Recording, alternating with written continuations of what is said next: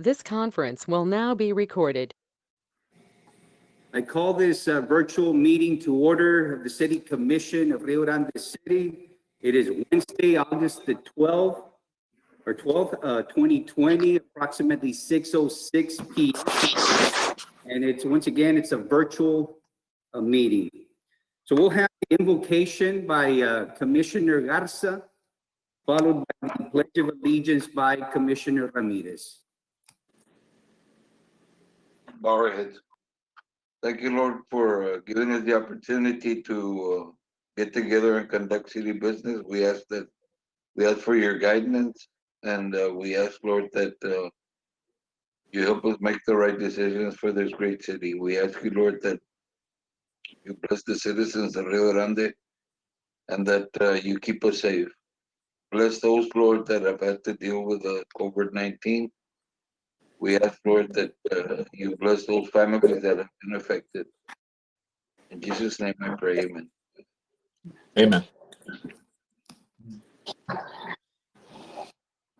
I pledge allegiance to the flag of the United States of America and to the republic for which it stands, one nation, under God, indivisible, and liberty and justice for all. Honor the Texas flag. I pledge allegiance to thee, Texas, one state, indivisible, one for all.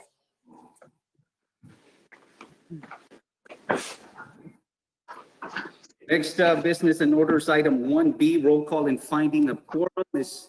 Garza? Yes, Mayor Villarreal, Here. Mayor Pro Tem Garza, Here. Commissioner Flores,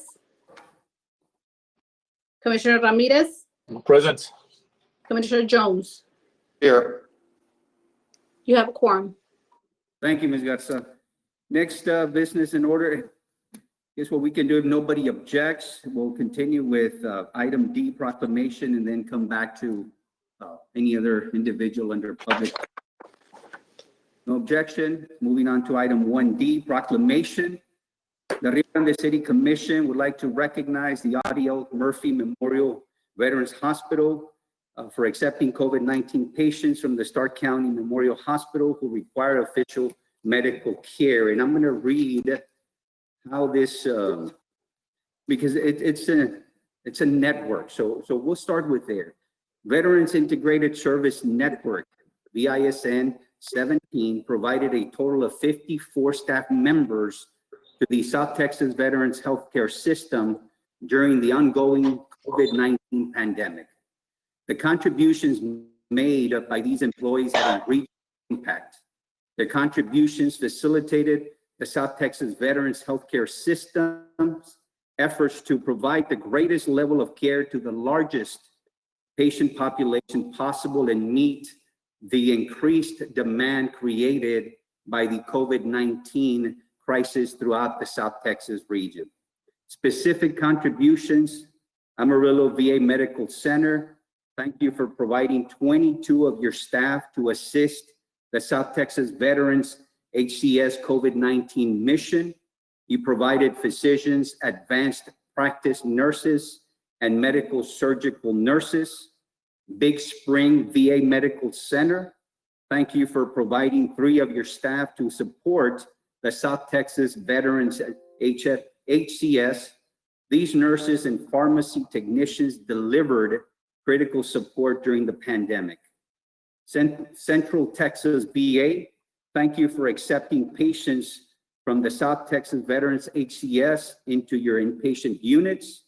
This decompressed their inpatient wards so they had the beds they needed for the citizens of Stark County. Additionally, you provided 9 staff members to supplement their workforce, and these included physicians, nurses, respiratory therapists, and logistics employees. VA North Texas, Dallas, thank you for also providing staff to the South Texas Veterans HCS. The 15 staff you sent included critical care nurses, cath lab technicians, environmental management staff, and nutrition and food service workers. El Paso VA Medical Center, thank you for assisting the STV HCS during the COVID-19 pandemic. Your 3 staff members included critical care nurses and logistics support staff. VA Texas Valley Coastal Bend, Harlingen, thank you for supporting the South Texas Veterans HCS during these unprecedented times. Your 2 staff members, a critical care nurse and a systems redesign specialist, provided support that was critical to their COVID-19 mission. And at this time, before I read the proclamation, we have some individuals with us representing these entities, and we cannot say enough about the help that we received during this global pandemic over the last several months. It's been a dire situation, and it's been complicated, and obviously many contributing factors.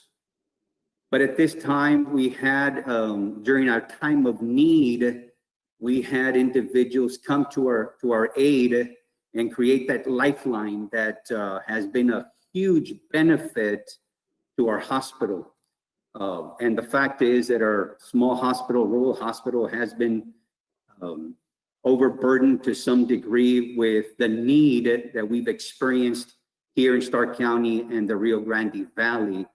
And this lifeline has, again, had a tremendous positive impact for us in the sense that now the hospital is able to transfer patients out without having to wait hours or days to make those transfers. And of course, providing that critical care for our patients here in our community and the surrounding areas.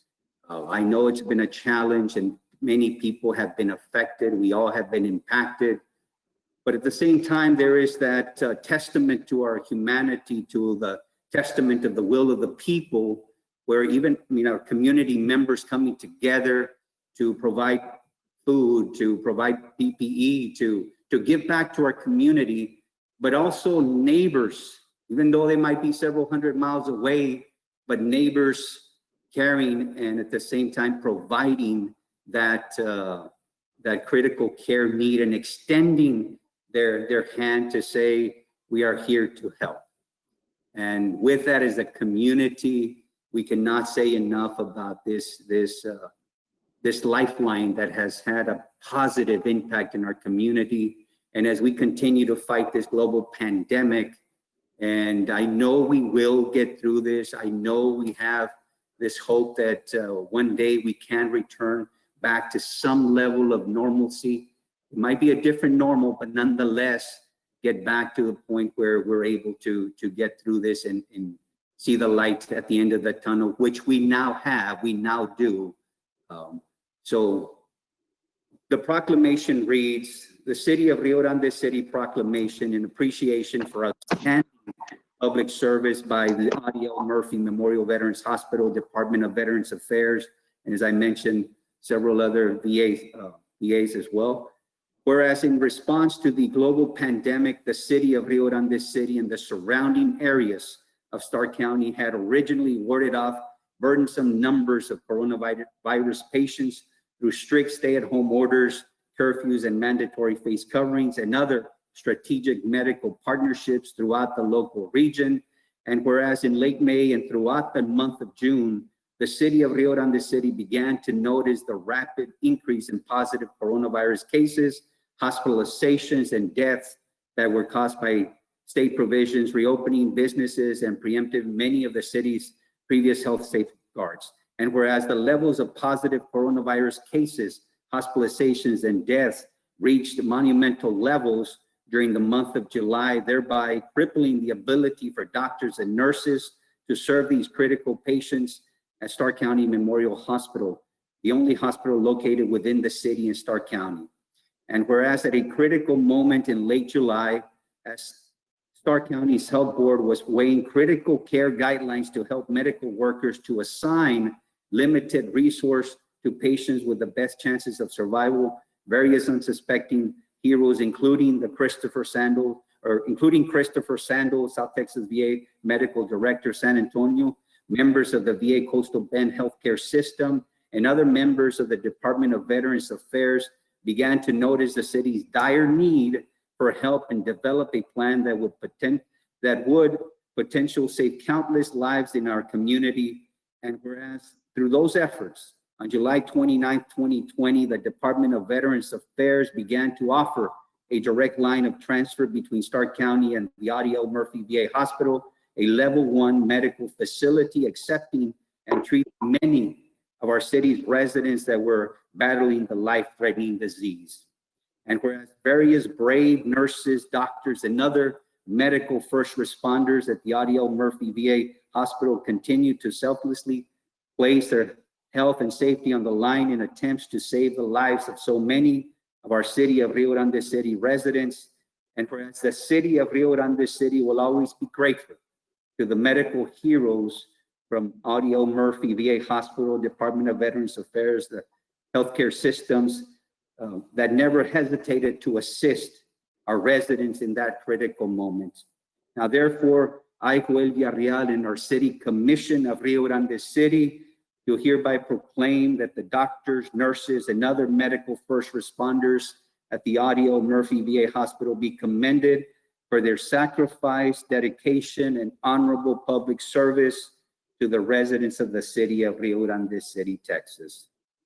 And with that, City Commissioners, is there anything that you would like to add to this proclamation?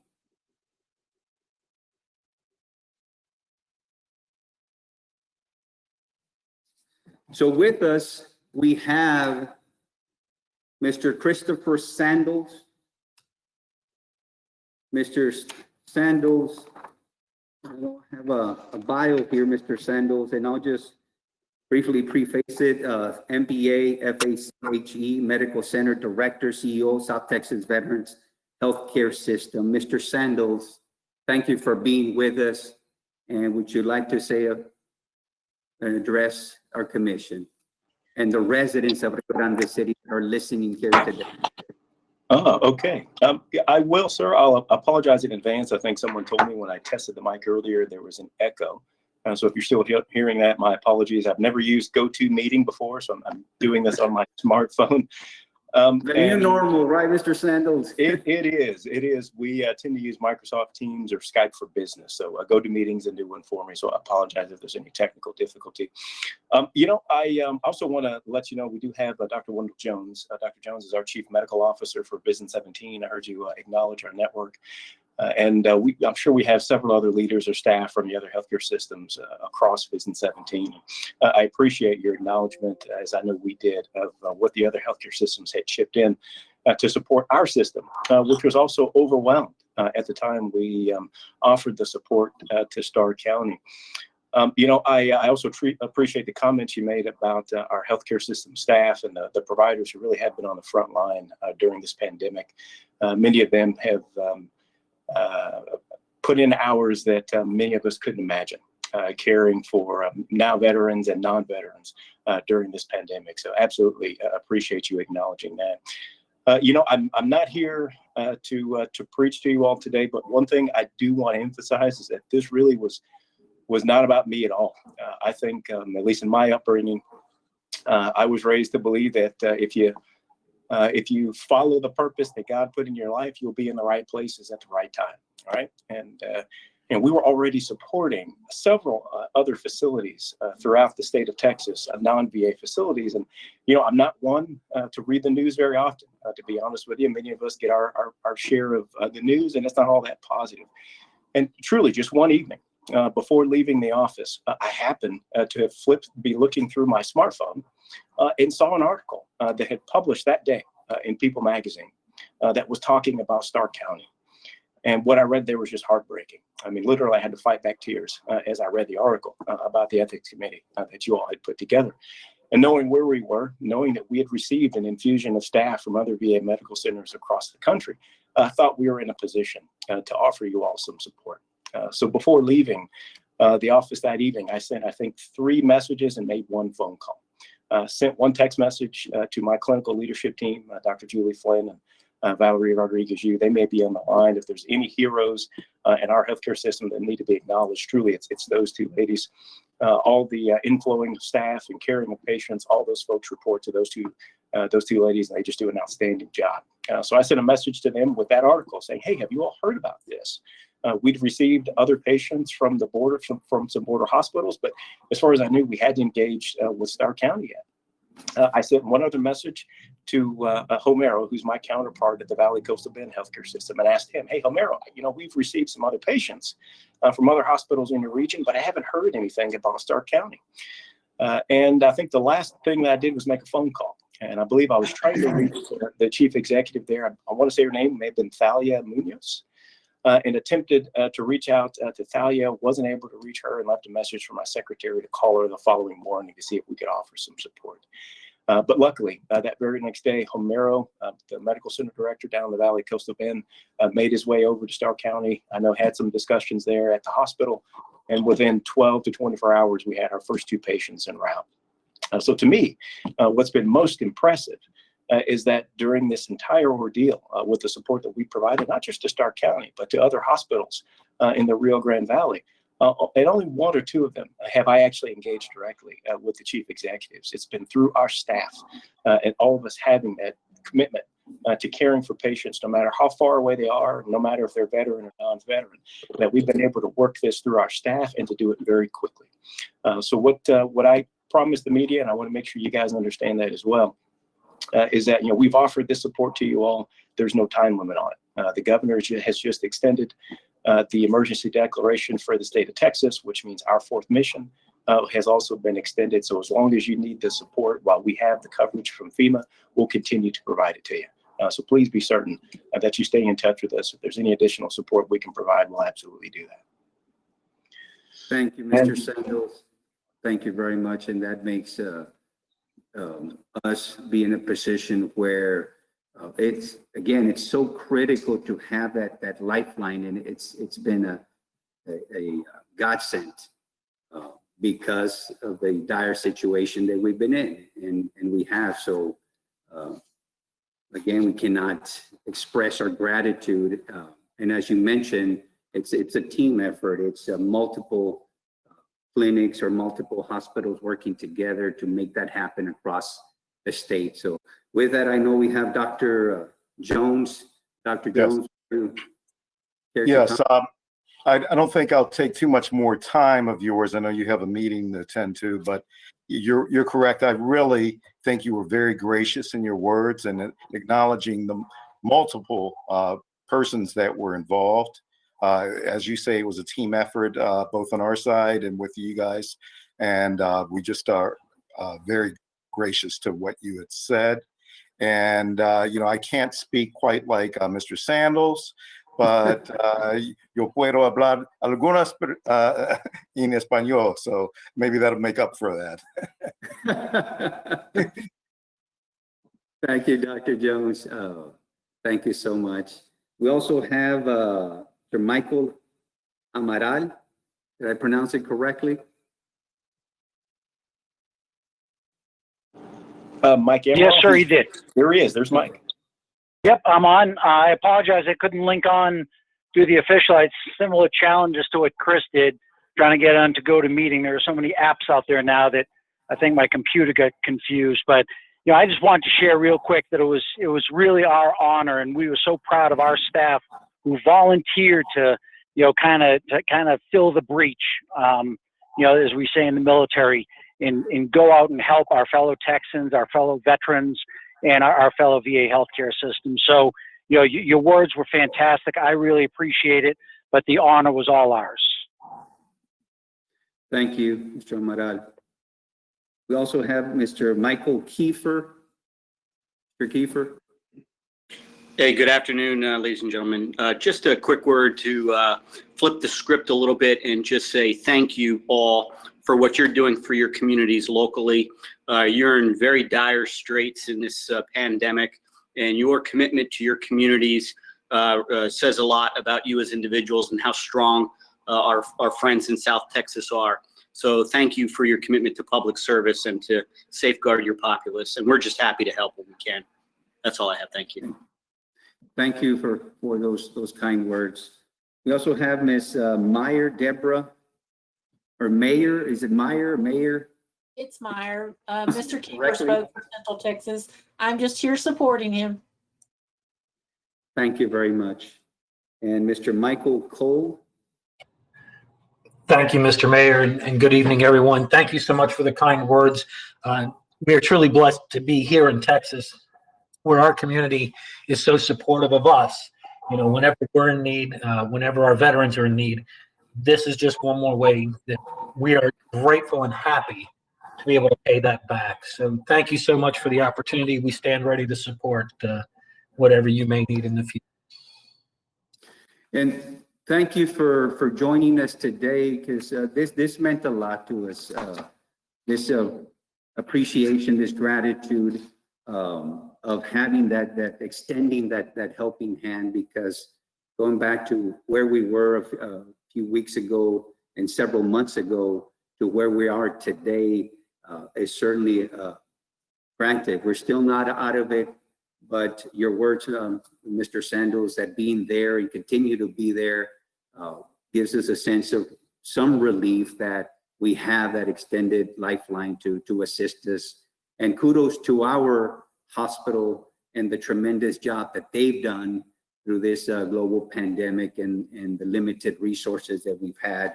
So kudos to them as well. So with that, again, we thank you on behalf of their city, behalf of our residents, and our city commission. And if we could ever be of service here in Rio Grande City, know that you have a friend in us as well, and you can certainly contact us. With that, city commissioners, is there anything that you would like to add to this?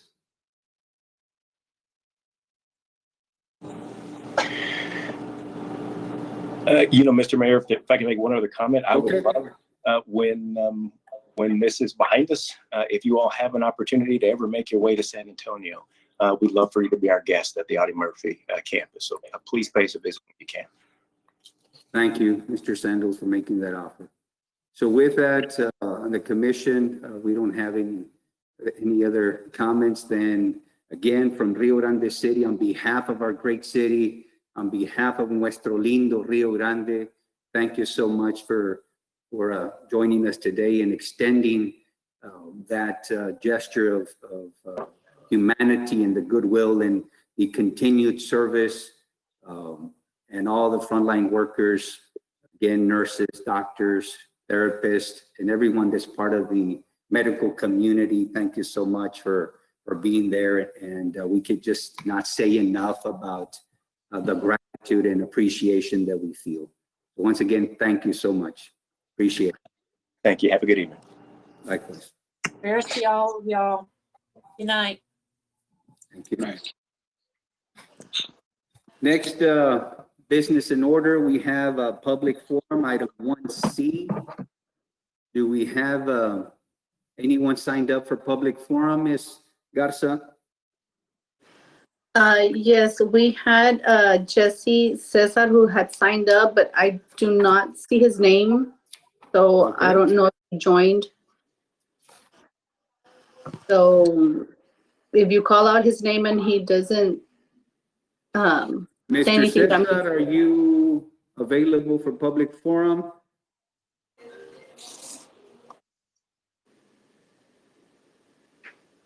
no, No, okay. So then no one else, Ms. Garza. no one else signed up for public forum. Moving on to item 1E, departmental reports. Good evening, Mayor and Commissioners. Considering the items we have on the agenda, unless a director has something pressing they really want to talk about now, they can go ahead, but I hadn't planned on them giving any reports. We had extensive reports yesterday, so anything Yes, else? sir. We're good to proceed. Okay, moving on to item 2, public hearing. Letter A, public hearing regarding a discussion related to the City of Rio Grande City's application for the city's 2020 Texas Cdbg Fast Grant application and administration if awarded. And it is 6:30. Have anyone to comment on this matter? You may do so at this time.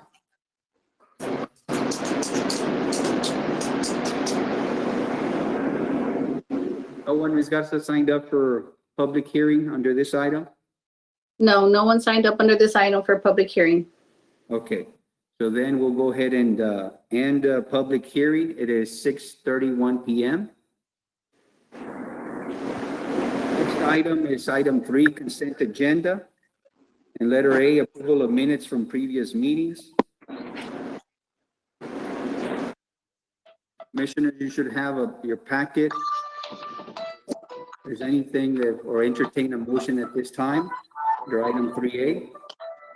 Well, Mayor, there are no changes to those minutes. I approve that we approve them as presented. You have a motion to approve by Commissioner Ramirez, under item 3A. I second.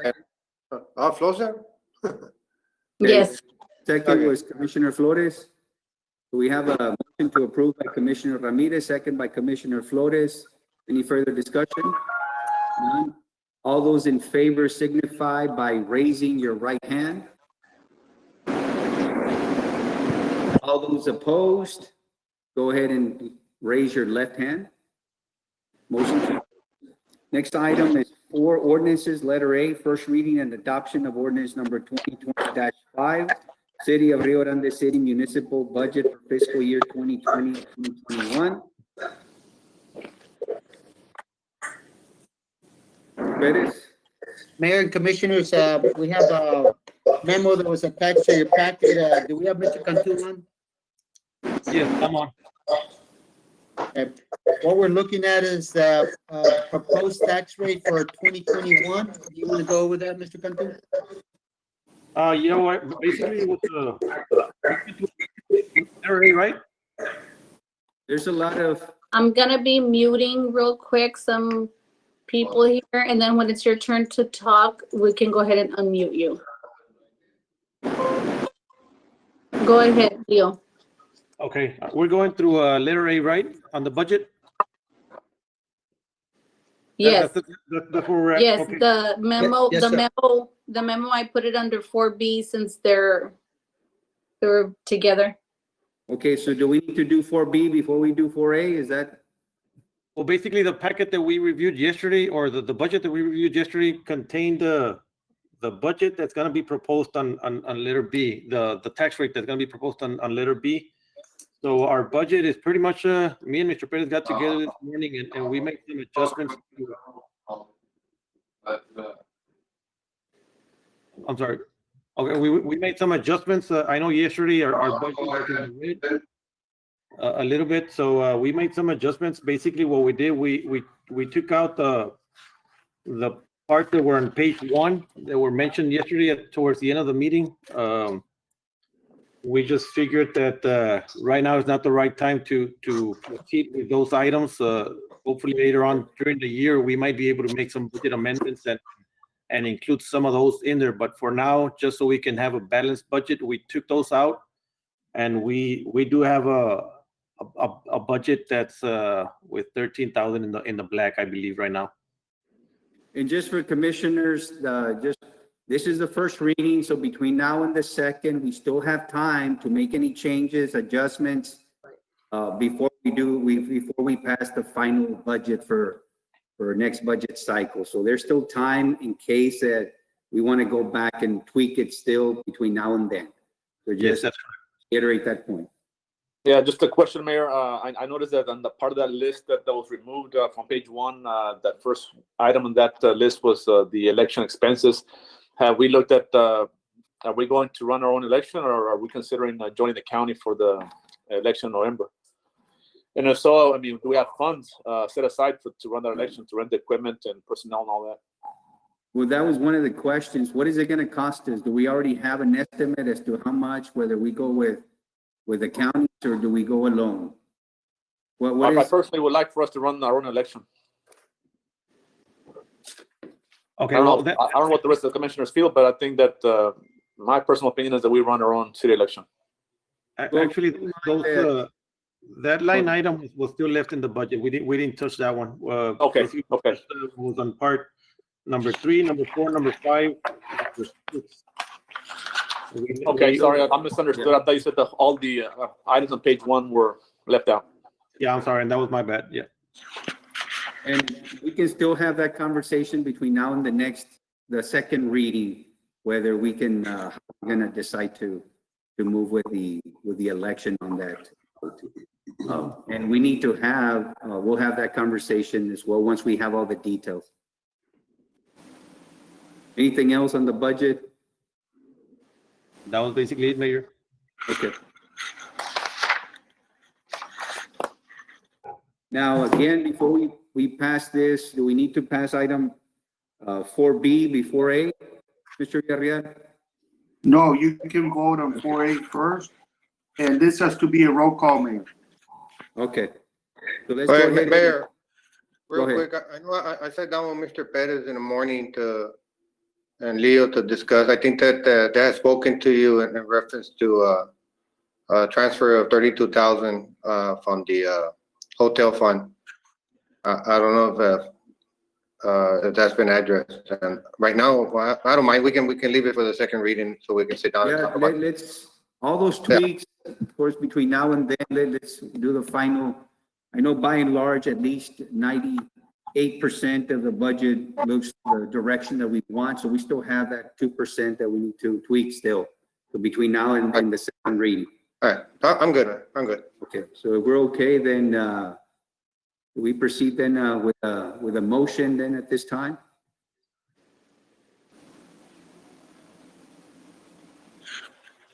So, Mayor, and I guess if there's no other objections or comments, I'll motion to approve. Okay, we have a motion to approve by Commissioner Ramirez. Do we have? I'll second it, Mayor. We have a second by Commissioner Jones. And at this time, we'll have roll call.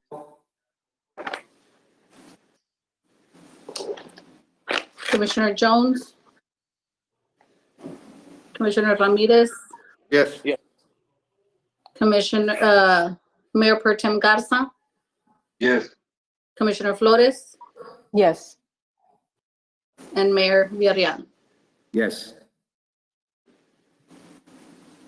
Motion passes. Next item is first reading and approval of ordinance number 2020-6.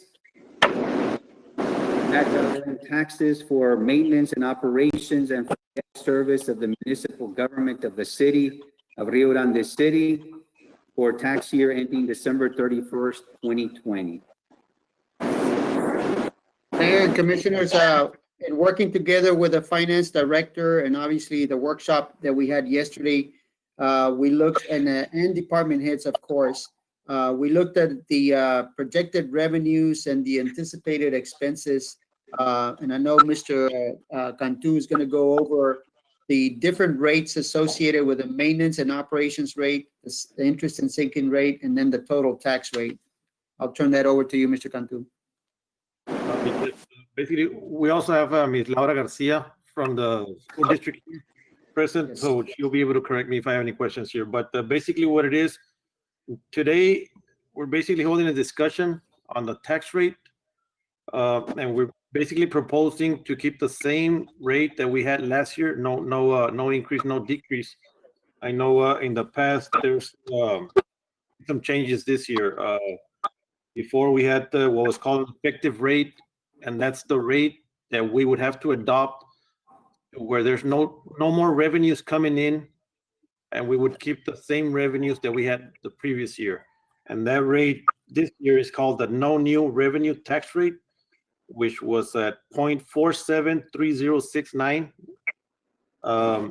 The other rate is the voter approval rate, which was called the rollback rate last year.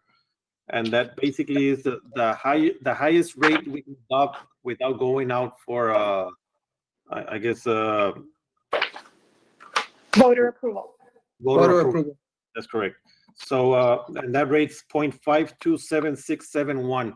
Now, the current rate that we have right now is 0.507579. I provide some numbers to Ms. Garcia throughout in the last couple of months as far as how much we have in debt. And with that amount, she calculates how much we need to use as an interest sinking rate. And that amount would be as 0.099345. And that would leave us a maintenance and operations rate of 0.408234 which would give us a total tax rate of 0.507579, which is the same rate that we currently have right now. And for that being said, I'm sure the commissioners feel the same way, that at this point, does everybody feel the same way, as to keep it the same? Obviously, this would not be a time to increase or have an increase at this point. However, the recommendation by staff as well to keep it the same. Any questions on that, or are we ready to entertain a motion? And if you do, the motion has to be on as per the interoffice memorandum at the bottom. Before you do that, Mayor, there's something legal wants to clarify regarding this. Okay. And with us, Victor Flores, who is my partner. He's more familiar with this 4B section of the agenda. Hello, Mr. Flores. Mayor, Commissioners, thank you. We did have a conversation with Ms. Laura from the school, along with Mr. Perez and a few others. And because of I was mentioning some of the changes, we had recommended the first reading and approval of ordinance as presented here. But in keeping with the scheduling along with the school district, and talking with Ms. Laura, I believe that the motion as presented and the memorandum will be just to approve the proposed rate. Then at the time that's consistent with the school district, you'll come and actually adopt the rate and that ordinance. So I just wanted to provide that clarification for you guys. So on the motion here, it's the motion to approve the proposed rate. Correct. Yes, Mayor.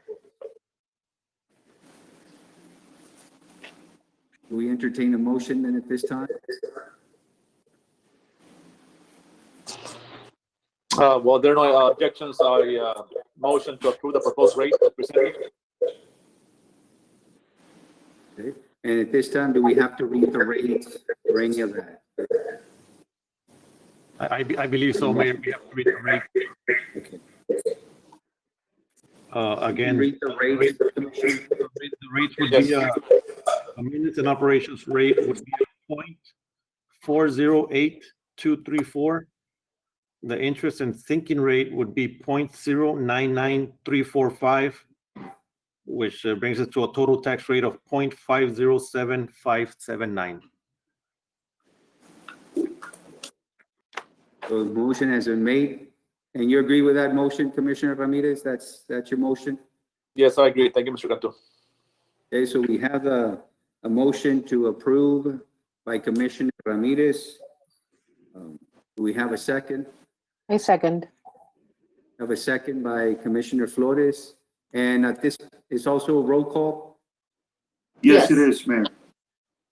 Go ahead. Okay, Mayor Villarreal, Yes? Mayor Pro Tem Garza, Yes. Commissioner Ramirez. Yes. Commissioner Flores Yes. and Commissioner Jones. Yes. Motion carries. Garcia, anything that you would like to add to that? No, sir. Those are your rates. Yeah, we're good to go. Just so you know, you'll see this publication next Wednesday on the 19th. Thank you, Ms. Garcia, for being with us today and being available for any questions that we might have. But You're welcome. doing this for some time, thank you again for that, thus attention to detail and the work that you do. So thank you, Ms. Garcia. Of course. Thank you, Mayor.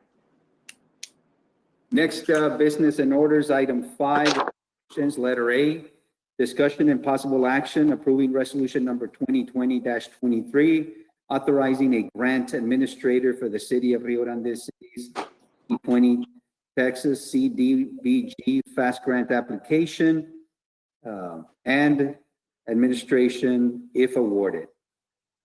For that, Mayor, we got, and Commissioners, we got Chief Muniz and Frank from Hollis's office. Hello, Chief. Can't hear you, Chief. We can't hear you, Chief. Yes, good evening, Mayor and Commissioners. I have Frank DeMartin here. He can explain a little bit about the grant, what it entails, a little bit about it. Frank? Hi, Mayor, Commissioners. This is a grant with the Texas Department of Agriculture, and it's to purchase a fire truck.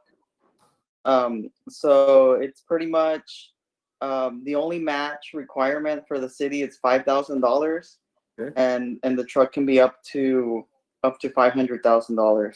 So it's really just a resolution to be able to submit the application to TDA. It's due September the 1st. We think the city has a really good opportunity of getting funding for this grant. And that's the, no matter the price, it's a 5,000 match, whether it's a $50,000 or $60,000 vehicle. Yes, and I think we're looking at a vehicle that's over 300,000 or so right now. Maybe the chief will have a little bit more information on that, but we know that the vehicles are expensive, so this is a really good opportunity for the city to get something that they need with the grant funds. Thank you for looking out for all those grants, Mr. San Martin and Mr. Hollis, obviously. And anything that can come our way, absolutely, we welcome it. So with that, any questions for Mr. Chief Muniz or Mr. San Martin from commissioners before we take action? Commissioner, Mayor and Commissioners, I think, the fire department is due for upgrades on the vehicles, and yeah, it's been, those vehicles, I think they haven't been replaced in the past 20, 25 years, and they're due for an upgrade. So, I think $5,000 is nothing compared to the price of the vehicle. So, with that, I move to approve. Okay, we have a motion to approve item 5A by Commissioner Jones. Do we have a second? Commissioner Jones, this one needs to be specific. It needs to, the motion, if it can be this, let me repeat it, and then you might want to yay or nay, Commissioner Jones. It should be the motion to authorize the city to submit its application for the 2020 Tex Cdbg FAST grant and assigning the city manager as the grants administrator. It needs to be specific so that they can go ahead. So that's a motion you're moving. With that said, as Mr. Villarreal mentioned it in the wordings, I move to approve this item on the agenda according to how Mr. Villarreal worded it. Okay, we have a motion to approve by Commissioner Jones. We have a second. I'll second the motion, Mayor. I have a second by Commissioner Ramirez. Any further discussion? All those in favor signify by raising your right hand. All those opposed, raise your left hand. Motion passes. Next item is 5B, discussion and possible action approving resolution number 2020-24, requiring that all directors and chiefs appointed by the city commission enter into a standard employment contract with the city of Rio Grande City. Mayor and Commissioners, been working with Victor. He's drafted an approach for this. I'll let him get started on that. I also have some comments. I believe Ms. Garza contacted TML as to how other cities are doing this, just for general comment. Good, Mr. Victor. Mayor, Commissioners, yes, we were asked to draft a template contract for directors and chiefs. As you know, directors and chiefs are appointed a combination recommendation by the city manager and ultimately appointed or removed by the mayor and commission. So with that, there was a request to formulate a contract that would just kind of standardize the term and salary and responsibilities to that.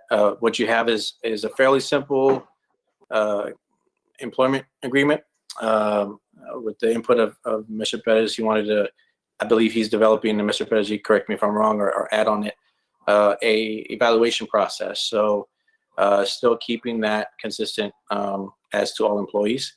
So included that in there, as well as what was recommended as a 1-year agreement with 3 additional 12-month terms options to renew them, essentially, with the thought that at the expiration of what would be maybe a 4-year contract, that employee could enter into a new contract with the city. I know talking to Commissioner Ramirez, he expressed that the intent behind this was to provide some efficiency and stability to those employees. But like with any contract, it's not without any kind of risks or anything. And I believe that's what maybe Mr. Perez or somebody, some staff had talked to TML, and they had raised some concerns. So I'll let Mr. Perez speak on that part. Well, and so we did call around the cities in the valley. We didn't find any cities that have what we're looking at doing. So I had Ms. Garza reach out to TML, and I'll let Ms. Garza comment on the conversation with them. Yes, when I spoke to representatives of TML, they did say that in the whole state of Texas, there isn't a single municipality that has contracts for directors. They are all at will. And for the reason that they said that it could be more, you can have a legal issue as far as having your directors having to get into a contract. The only ones that usually have contracts are just your city managers and your city attorneys. So they said that they really don't recommend it because nobody in the state of Texas has ever done it.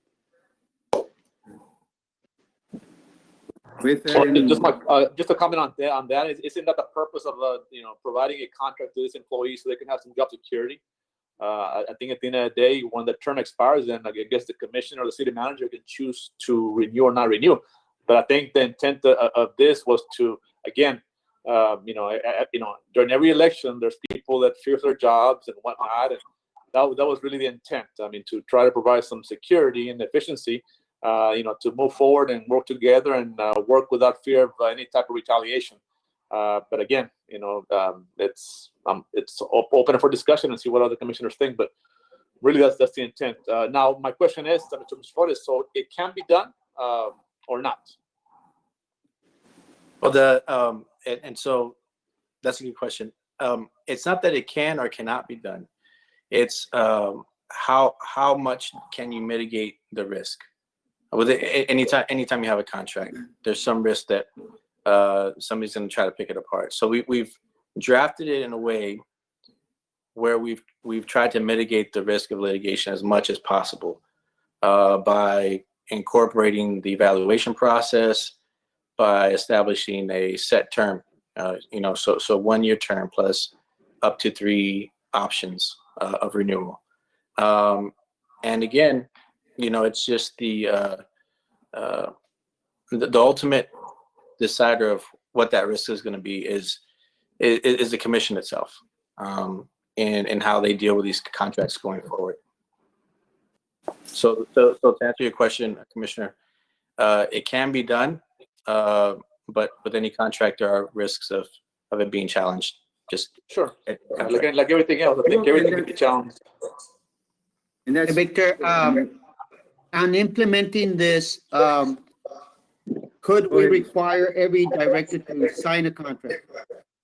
So I know that's the way it was written there on the agenda item, but in talking to Commissioner Ramirez, I think he expressed that it would be an option for the employees to do that, to enter into that agreement.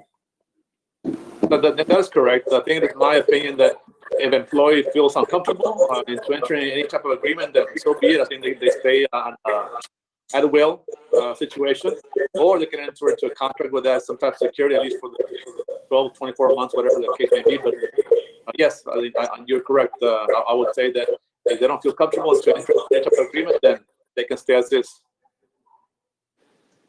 Now, on the Yeah, going back to TML, I mean, when you said that TML, does TML recommend that at all? And if not, what's the basis? Because obviously we need to have a conversation about this to have all the details before, again, that's just my take before we extend on something like this, unless the commission is ready. But do we have, what exactly did they say? What were some of the negatives or pluses? Because for it not to be done across the state, then maybe that's still something that we need to also consider before we bring up something like this, unless you're ready to move on something, considering then based on what you're telling me or the attorneys, there's some potential pitfalls there too, but can it be addressed in a way that both safeguards the employee, but also the city's perspective as well? Yes, TML, they just said they don't recommend it at all. So that was their stance. There's no other, okay. And that's, Well, commissioners, rest of you, what are your thoughts on this? Is it something that you need a little bit more time to digest, or is it something that we want to move on? What are your thoughts? That's before we continue with this item. Any other thoughts on the commissioners? I haven't seen it. Trying to log in here, having problems logging into the agenda. But you know, I don't have a problem doing it. You know, the employees are not going to be forced on signing it. You know, if we're the first in Texas to do it, so let it be it. Good. Commissioners, Commissioner Flores, Commissioner Garza, any thoughts on this matter? If I might just interject real quick. We drafted this. We took a lot of time. Calixto and myself, we kind of tossed it around, talking to Mr. Pettis.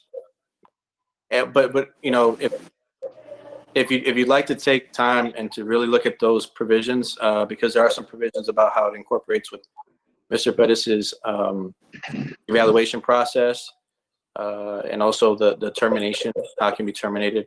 You know, you could very well table this until the next meeting, or table it to at a later item to give some of the commissioners to kind of read through that right now as well. Yeah, this is you know, of course, this item, you know, needs to be, I guess, well discussed and thoroughly, you know, thought. So, and with that in mind, I think that, you know, we don't need to rush into this. I think that we can give everybody some time to really look at the contract that you gave us and ask questions and have, well, I guess, more dialogue, communication between all of us and Mr. Pettis, so that we can, you know, of course, proceed with, you know, make the right decision. So with that being said, I'll motion to table until the next meeting. Okay, we have a motion to table at this time by Commissioner Ramirez. I second it. I have a second by Commissioner Jones. Any further discussion? All those in favor signify by raising your right hand. All those opposed, raise your left hand. Okay, motion carries. Next item is item 6, contracts and agreements, letter A. Discussion and possible action to renew services with Blue Cross Blue Shield of Texas for health, dental, vision packages, life, AD&D provided to city employees. Mayor, Commissioners, we had Ms. Brown and Ms. Beas. They should be online. They worked very hard in bringing down the percentage that they were going to increase it. I indicated, I believe yesterday was 25%. I was corrected. I believe it's higher than 25%. They brought it down to a 15% increase. It's still an increase, but they work hard at bringing it down, and I'll let them speak on their behalf. You said 15%? Yes, sir. That's a huge jump. Ms. Beas, Ms. Brown? I'm here. Good afternoon. Good afternoon, Ms. Brown. Before you, you have a memorandum that Ms. Beas and myself prepared for you all. In the renewal rates for the Blue Cross for this coming year, they proposed an increase of 28.8%. They kept in mind that we were going to keep the bundling, which would be the dental division, the life, and the AD&D coverages. So after much discussions and negotiations back and forth with our representative, she was able to bring it down to 15.7%. The rate still has an increase of around $55.58 per month per employee. So the current rate that we have right now is $349.23 per employee, and it went up to $404.81. They also proposed an alternative plan, and that plan does save the city some money, but in order for the city to get that savings, it will burden the employee on an increase of all out-of-pocket costs. So I guess at this point, staff is recommending approval for the renewal rate of the $404.81 per employee per month. That is obviously health insurance. It's a burden to individuals in reference to the cost and the continued increase. But with that, that is one thing that we pride ourselves in Rio Grande City as far as providing that type of coverage for our employees. And although it continues to rise, it appears that we're able to swallow it in our budget, Mr. Perez, and be able to continue providing that amount for employees and provide the good coverage that we've had for many years. So even though it's another $55, but nonetheless, I think it's well worth it in reference to the investment that we make for the employees of the city. And Ms. Brown, would you elaborate on the alternative, which would burden the employee? What I understand is their deductible would be going up if that was selected. Is that correct? Can you elaborate on that? Yes, sir. In your packets, I believe you have like a little table, and it shows you what we currently pay, the renewal, and that alternative plan. The alternative plan will go up around $500 for the deductibles. For the singles, for the family, it goes up $1,500. Those would be all out-of-pocket costs, and all of them went up. In other words, in order to get a savings on the monthly cost per employee, well, they had to bump up the out-of-pocket costs. Right. Yeah, and at this point, it makes no sense to go with the alternative unless we feel different. But I think I speak for the commissioners that we want to continue providing coverage to our employees with limited expenses and continue under the same plans that we've had for the last several years, even though it continues to increase. Nonetheless, an investment in our employees with health insurance and not having to pay out for the premiums, that's a huge savings for employees long term. So with that, commissioners, are you all ready to move on this item? Or any other questions for Ms. Brown or Ms. Bale? No, Mayor, I think that you stated that correctly. I think this is a great service that we can provide to our employees, and it gives us pride to cover the insurance 100%, even though it does continue to go up, and that's I think a trend that's very common in the insurance industry. But again, I think that luckily we are still able to afford to cover 100% of the insurance. So If there are no objections, I would like to make a motion that we approve the plan to cover 100% of the insurance for the employees. I have a motion to approve item 6A by Commissioner Ramirez. Do we have a second? I second. I have a second by Commissioner Flores. Any further discussion? Not all those in favor signify by raising your right hand.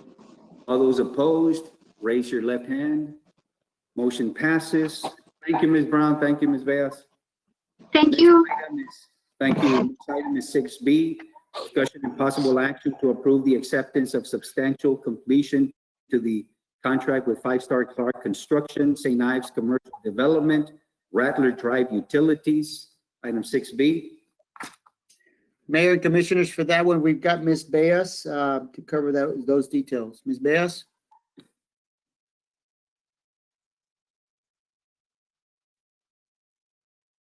Ms. Beas on, Ms. Garza?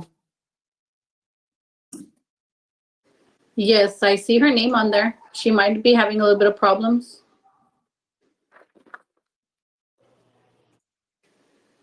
Let me check. Mr. Guerra, do you? She is on there. I guess she's probably just having problems with her phone. I know we've got Mr. Guerra. He could elaborate on the acceptance of the substantial completion by Five Star Clark. Mr. Guerra? Yes, sir. Good evening, Mayor, ladies and gentlemen. Five Star Clark Construction, of course, has the contract for the utilities for Rattler Drive that included the extension of sewer and water for the development. All that work has been completed. In fact, it was completed back in the actual construction was completed the end of May, I believe, and final testing was, well, actually it was completed the first part of May, and final testing was completed later in June. It was a matter of scheduling pressure testing for the water, but the substantial completion was back in May. As far as the construction goes, and we're just going through the process administratively to go through the process so we can close it out. We're awaiting letters of warranties and final invoices so we can do reconciliation of quantities on the contract and close it out.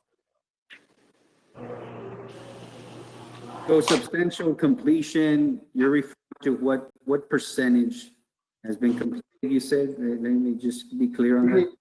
90%. Mayor. 90%. The water line is in service, so it's circulating water. The sewer line has been connected to the new lift station for the Rio Motors lift station.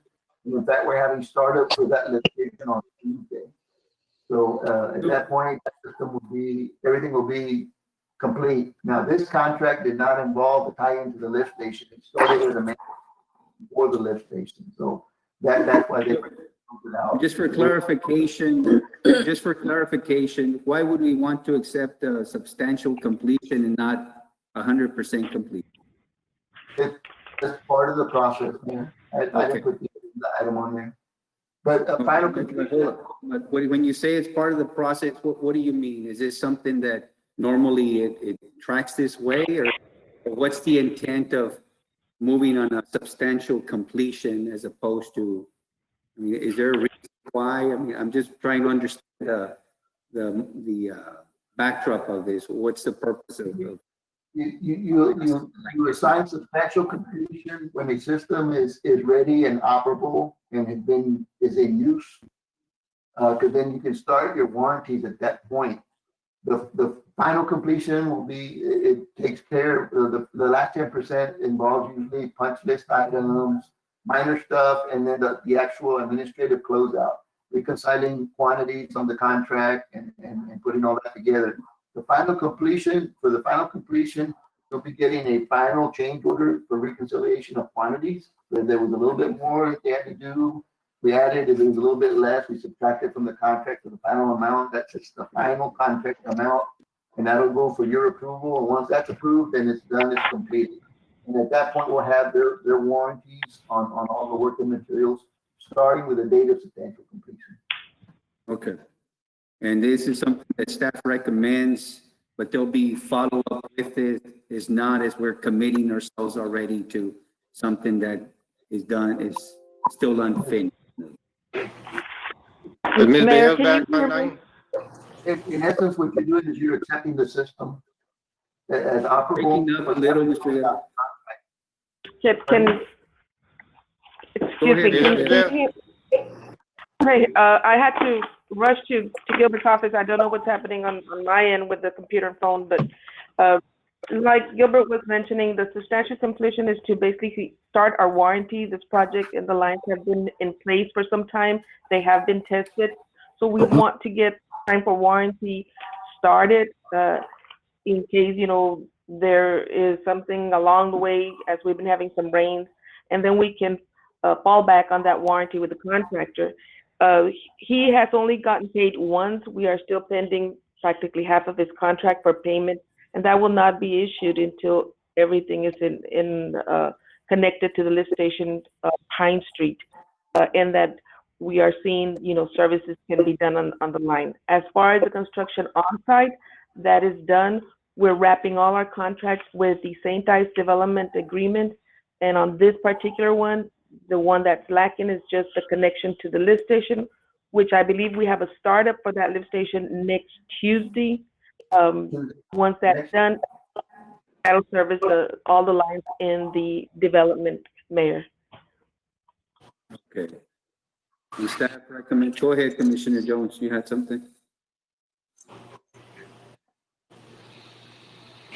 No, I was just saying, you know, I just have a question on it, on having to pay partial, you know, on something that hasn't been completed. But if it's okay, you know, it's fine. I just wanted Ms. Bea's opinion on it.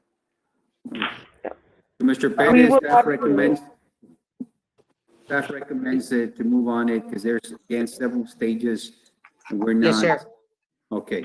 Yes, sir. All right. So with that, do we entertain a motion?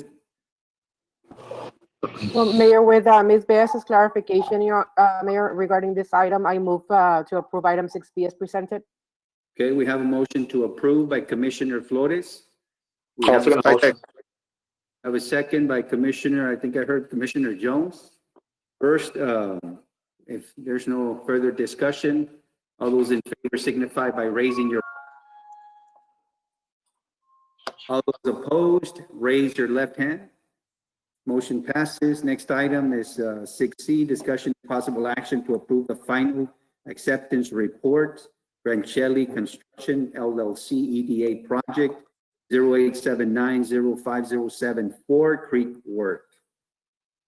Mayor, Commissioners, again, we have Ms. Beas to provide the details on that one. Ms. Beas, you still there? Yes, sir. I'm right here if you can hear me. The final acceptance report, and this is funded by EDA 100%, and you'll see the difference where the previous one is funded through the city funds. They are requiring certain forms in order for them to close the contract. They have followed this contract all along, EDA. They have seen all the pay applications, reports, testing, and so the last item that they need, the EDA needs to close on the Grancelli contract for the Creek Works is this form. The item that you have next to it is a change order, which this form reflects that change order where we had a savings of $34,000. The work done at the Creek Work was able to provide the dirt needed to elevate the land for the development, and it also provided the necessary hydraulic and hydrology capacity of the creek for the Flomar. We are ready to close this contract. They are still pending their last payment, and that, of course, will not be issued out until you all approve this form and EDA also approves it. Okay. EDA still has to approve it. Yes, they look at everything, Mayor. And so for this, they need this to close out, and then they'll issue out the money once we request it. Okay. And staff recommends this, of course, so this time, do we entertain a motion?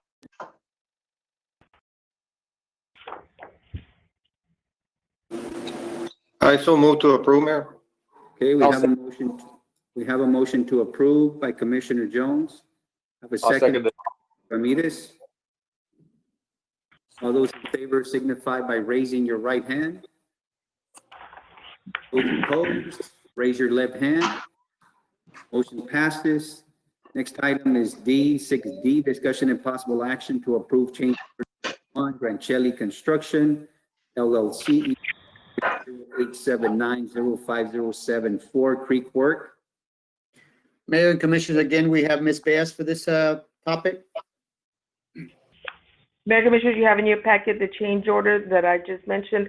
This wraps up all the work done by Grancelli. There was areas that did not have to be graded or excavated. There was savings on silt fence and also on the little dam that they had to do at the creek. So all this reflected in the savings towards the grant for $34,000, and that's what this change order is for. It's for a savings. Thank you, Ms. Baez. With that, $34,000 in savings as per the work. So the change order, typically you see it on the opposite side, but in this case, we're looking at a savings of $34,000. So with that, do we need a motion at this time? Yes, Mayor, I move to approve item 6D as presented. We have a motion to approve by Commissioner Flores. We have a second. I second, Mayor. We have a second by Commissioner Jones. All those in favor signify by raising your right hand. All opposed, raise your left hand. Motion passes. Next item is 6E, discussion and possible action to approve change order number GLZ Construction, LLC EDA Project 08790507 Rattler Drive. Mayor and Commissioners, again, we got Ms. Baez on this letter E. So Mayor and Commissioners, this change order does not add any monies to the contract. This is only to add some days to GLC Construction. They're the contractors working on Rattler Drive. If you've gone by there, you can see that the asphalt has already been poured and more than 3,000 linear feet of sidewalk will be coming up in this coming week. Due to the rains that we received in May and some of the rains from Hurricane Hannah, that had kind of delayed, like he already had his caliche in place. The rain came in, contaminated. He had to go back in and fix it. I know that we've been looking at it by weed, Gilbert Guerra, Rio Delta, and of course, staff has been looking to make sure that the caliche compaction tests are all passed. We do not want any settling of any part of the road. This is our major thoroughfare into that development. So with that in mind, the contractor needs the additional days to finish the contract. I did relay this to EDA, and they are okay with granting them this change order. We will not be in any jeopardy of defaulting on our EDA contract. We still have some time to submit our paperwork. Okay. With that, do we entertain a motion at this time? I so move, Mayor. I have a motion to approve by Commissioner Ramirez. We have a Second. I second. Commissioner Flores. All those in favor signify by raising your right hand. All those opposed, your left hand. Motion passes. Thank you, Ms. Baez, for the work on that project. You see it every day. Every time we pass through there, we continue to see improvements and additions. I saw many of the concrete vehicles the last few days, and they're pouring a lot of concrete already. And of course, you're starting to see the pavement there too.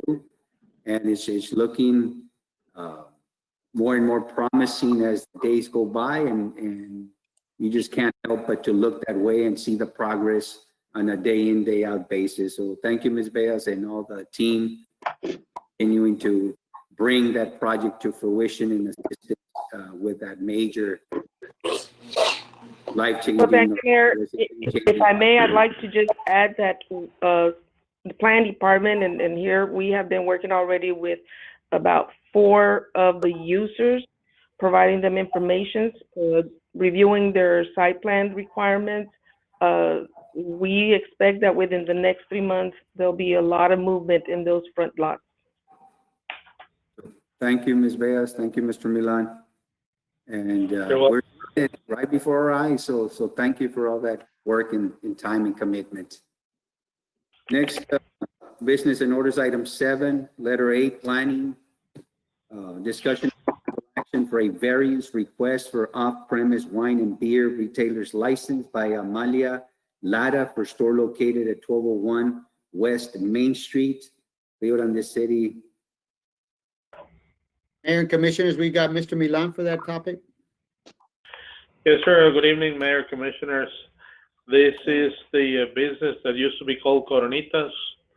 And the variance, the applicant applied for this variance due to being across the street from the Church of the Latter-day Saints church right there, right behind them.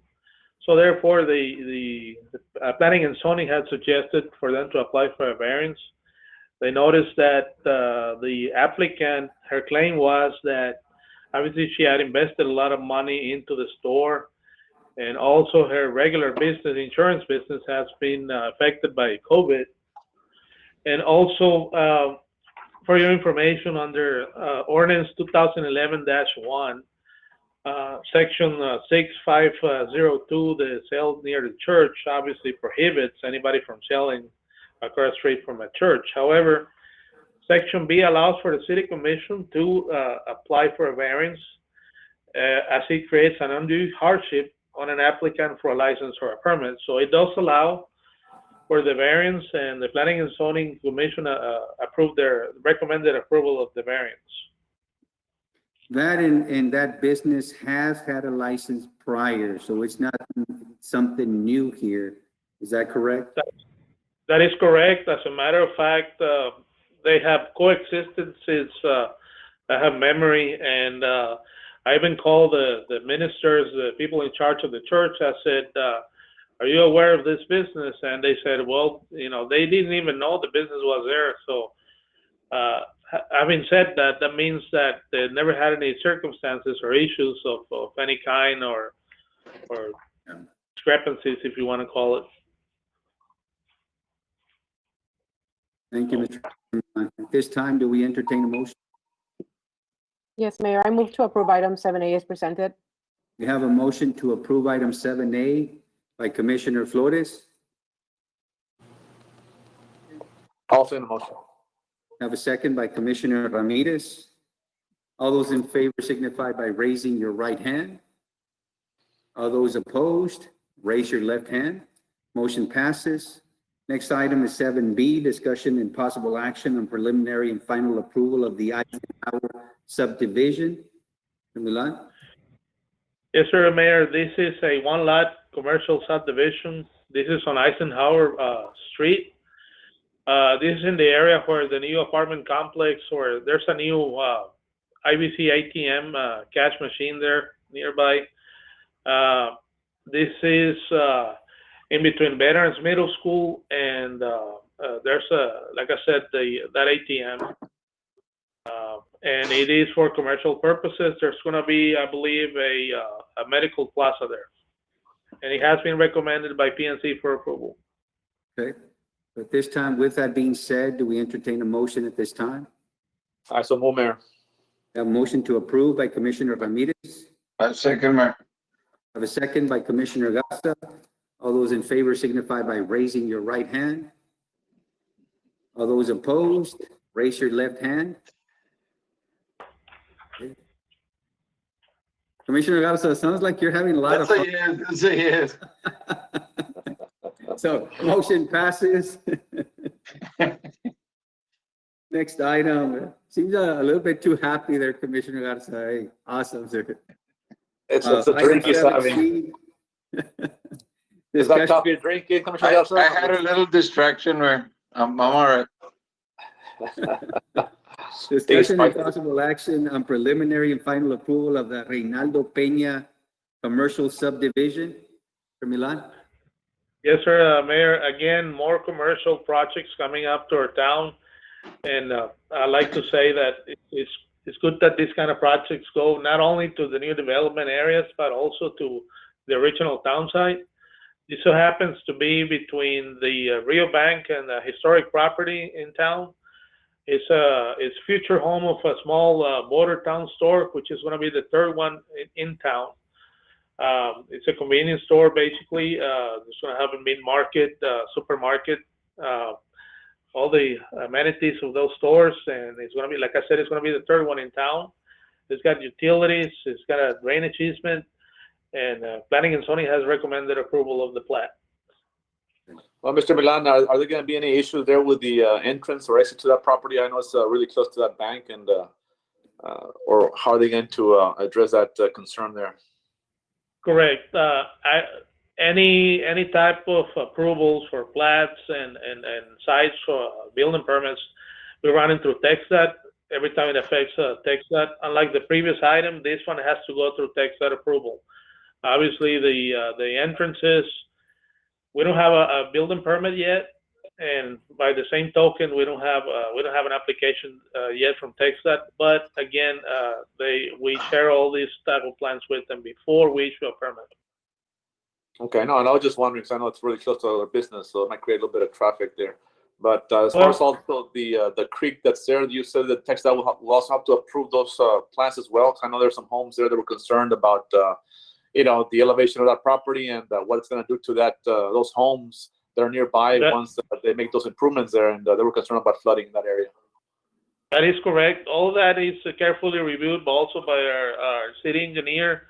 And not only that, you can see a similar site not too far away, which is the new Dollar General by the First Cash Pound on Charco Blanco and 83. Again, it was studied. There's going to be some culverts, and the entrance has been approved by TxDOT. Very good. And that's critical, as Commissioner Ramirez was mentioning, as far as the drainage. It's imperative that we keep that in the forefront. And I know TxDOT has a say in this, but just keep that in mind, Mr. Milan, as this development continues to make sure that we don't burden surrounding areas. So thank you for keeping that in mind. Yes, sir. As a matter of fact, to add to that, some of these easements or drainage easements per se, they're not recorded in any type of shape or form. Now it's going to be recorded. In other words, it's not, before it was just an understood, easement. And again, now it's going to be recorded as per the plat. Okay. With that, do we entertain a motion at this time? I so move, Mayor. I have a motion to approve by Commissioner Ramirez. A second. I have a second by Commissioner Flores. All those in favor signify by raising your right hand. All those opposed, raise your left hand. Motion carries. We have item 8, executive session, chapter 551, Texas Government Code, section 551.071, consultation with attorney, and section 551.074, personnel matters. This time we're going to be exiting this meeting and going on to executive session. It is 7:29 p.m.